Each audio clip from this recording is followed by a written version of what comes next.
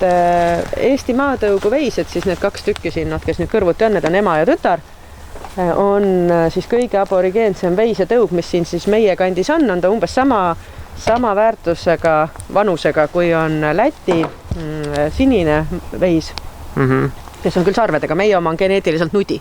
Nii et Eesti maatõugu veis on alati nudi ilma sarvedeta, need ei ole nudistatud loomad. Joo, sina muidugi. Ja siis nende pluss on see, et nad on tohutult sõbralikud, tohutult uudishimulikud nagu näha ja nad on hästi väikse kasvuga, nad on madalad loomad ja hästi vastupidavad, mingeid poegimisprobleeme, mingeid asju ei ole. Ja muidugi annavad nad siis natukene piimakusest alla, et nende piimaand ei ole kindlasti nii kõrge, kui on suurtel piimaveisetõugudel, aga selle eest looma eluiga ja vastupidavus on hästi mitu korda kõrgem. Et näiteks Jane, see vanem loom, on meil siis, saab kohe 10-aastaseks aasta alguses. Ja Josefiine on noorem. Aga jah, nii et nad on ja siiamaani 10-aastasena lüpsab ta ilusti ja poegib ilusti ja mingeid probleeme ei ole. Aga ja nad võivad siis ükskõik mis värvid olla põhimõtteliselt? Ei, tegelikult ongi. Kõige klassikalisem on selline tugevam punane toon ja siis selline liivakarva tumeda maskiga, see ei ole alati, aga seda maski tuleb ka, aga liivakarva või siis siuke punakas toon, see on alati, muud värvi neid üldjuhul ei ole. See on lihaveis, see ei ole maatõug. Piima nad annavad täitsa viisakalt. Nad ei ole sööda osas pirtsakad ja nende piimal on väga kõrge valgu ja rasvaprotsent. Ja mis on, ütleme, tänapäeva nendel suurtel piimaveisetõugudel jälle viidud suhteliselt madalaks, eks ole. Et meie Jane piimal, ega ma neid proove nüüd kogu aeg ka ei tee, aga kui me tegime, siis oli piima rasvaprotsent oli seal kuskil 4,7-4,9 ringis, nii et pea 5 tuli keskmine terve selle peale kokku, nii et see on nagu päris viisakas tulemus, et laktatsiooni alguses muidugi on piima rasvaprotsent natuke teine kui lõpus, aga nii et aga ei annavad täitsa viisakalt piima ja ei ole häda midagi. Miks väga paljud väikepidajad just armastavad ja eelistavad maatõugu veiseid oma karjas, on just see, et nad on hästi head kohanejad ja sisuliselt, kui sul ei ole suuri eelistusi või suuri ootuseid õigemini, siis sa võid teda, ütleme seal jahu, heina ja siloga täiesti niimoodi viisakalt ära elatada, natuke aeg-ajalt annab mingeid juurikaid ka juurde, et ta ei vaja pidevat täisratsioonilist söötmist, et selleks, et elada ja olla, ta saab väga-väga hästi hakkama, ta on tõesti vähe nõudlik. Neid inimesi, kes siukest 1-2 lehma peavad, öeldakse küll, et enam ei ole, aga mina ütlen jälle vastupidi, et see arv hakkab just siukeste teadlike kasvatajate juures tõusma. Kes just võtavadki võib-olla hobustele seltsi 1 lehma, kes aeg-ajalt ka piima annab ja ta sobib ka väga hästi kokku lihaveistega, sest ta on rahulik. Ta ei ole sarvedega, tal ei ole niisuguseid asju ja ta saab, tema nõudmised on väiksed, nii et ma olen küll ja veel kuulnud, kellel on 10-15 lihaveist kuskil maastiku hooldamas ja siis on paar maatõugu veist seal karjas, kes siis annavad ka piima. Vasikad on küllaltki väiksed, kui sünnivad. Tänu sellele on ka see sündimine hästi kerge. Janega viimane vasikas oli meil niimoodi, et ma teadsin, et ta peab tulema. Olime juba peaaegu et valmis. Ja sinuga just. Ja vasikas arvas, et ta nüüd tuleb 2 päeva varem. Mis tähendab, et ma õhtul käisin, vaatasin Jane üle, ei saanud veel nagu suurt aru midagi. Hommikuks oli mul kuiv kepsutav vasikas väljas. Võt nii, sõbrad, võtame teid siia mäluma.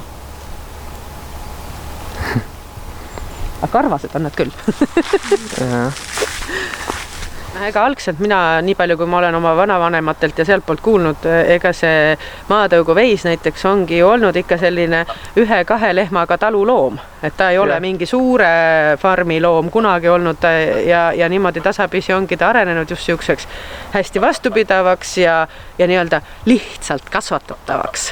Et aretajatelt eest muidugi müts maha ja nii, kuid jah, ta ei ole tootmisloom, seega ta on väikepidamisse mõeldud. Nii et ma arvan, et see on loomulikult tõusäilimine on hoopis omaette teema ja tänapäeval ma ei ole väga kursis küll selle veise poole pealt enam, aga eks siia tuli ka sisse see asi kõvasti, et noh, liiga vähe annab piima, et piimakust vaja tõsta ja kohe hakati nagu sellega mängima, mis oleks kasumlik, aga selle looma kasumlikkus ei ole liiter piima või selles asjas, selle looma kasumlikkus on tema üldine olemine, et ta on olemas sellisena, nagu ta on.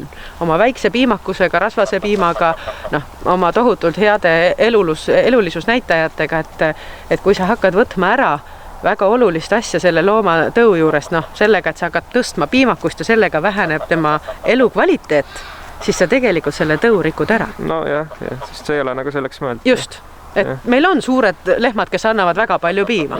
Las nemad siis annavad väga palju piima, las see loom olla sellise komplekssena, niuke nagu ta on, et teda on lihtne pidada, teda on lihtne hooldada ja päeva lõpuks on ta ka annab sulle emotsionaalselt nii palju tagasi ka sellena, et ta lihtsalt on niuke nunnu.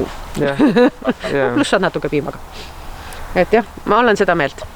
See on, noh, midagi ei ole teha, ma saan aru, et igal pool kõikide asjade eest tuleb maksta ja kõik on raha, aga vahel lihtsalt see tõu olemus on tähtsam kui see liiter või paar juures olevat piima. Nii et tegelikult, noh, ma mõtlesin sinu tulemise ajal, et mis oleks siuke hea kokkuvõte, et miks ma kasvatan aborigeenseid tõuge. Noh, ma ikkagi selle hobuse loen ka sinna alla. Tead, eestlasliku jonni pärast on vist kõige õigem vastus. Et selleks, et nad oleks olemas, lihtsalt, et ei oleks ainult suurt tootmist, suurt massi, liha, piim, liha, kiirus hobustel, eks ole.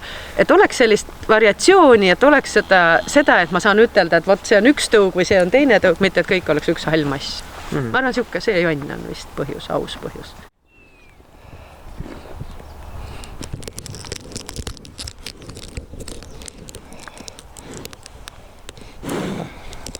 Aborigeenne tõug on üldse hästi uudishimulik tõug.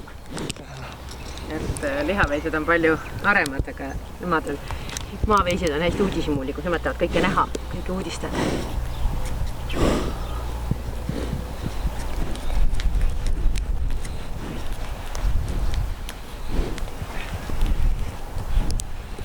Nii kõvasti toetad. Kas me nina vastu maad? Kuule, see on nina vastu maad.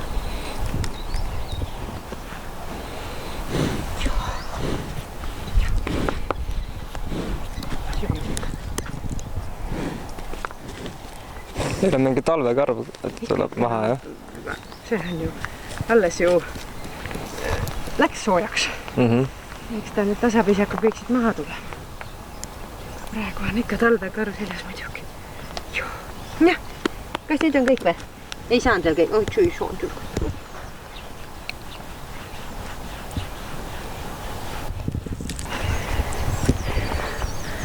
Vaat, niuke lehmkoer. Või koerle.